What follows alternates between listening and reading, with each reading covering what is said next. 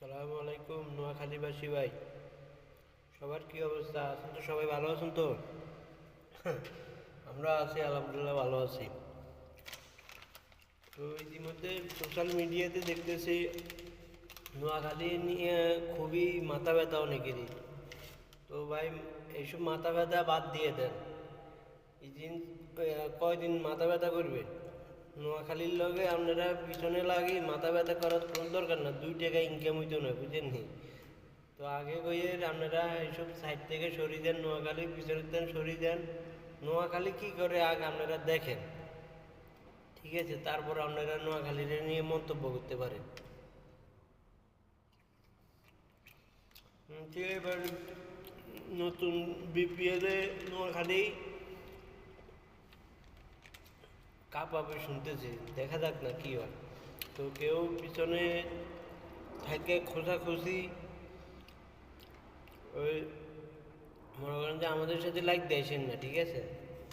আমরা কারো পিছনে আঙ্গুল দিও না, আবার নিজে আরেকজনের আমরা কোনো কারো কি কমু আর।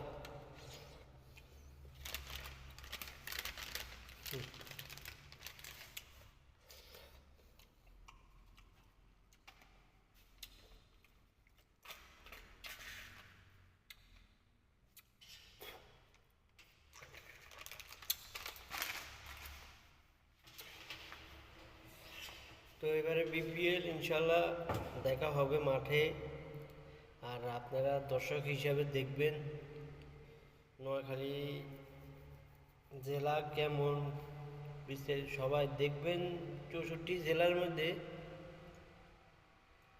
60টা জেলায় মনে করেন নোয়াখালী সাপোর্ট করবে, ঠিক আছে? তো আর বাদ বাকি 4টা মনে করেন কুমিল্লার আশেপাশে হইতে পারে। হ্যাঁ, তাছাড়া দেখি না যে আমগো বিরোধিতা কেউ করতে দেখি না আজ পর্যন্ত। তো শুধু কুমিল্লারাই করতেছে বর্তমানে। তো ভাই, বিরোধিতা করে কি লাভ বলেন?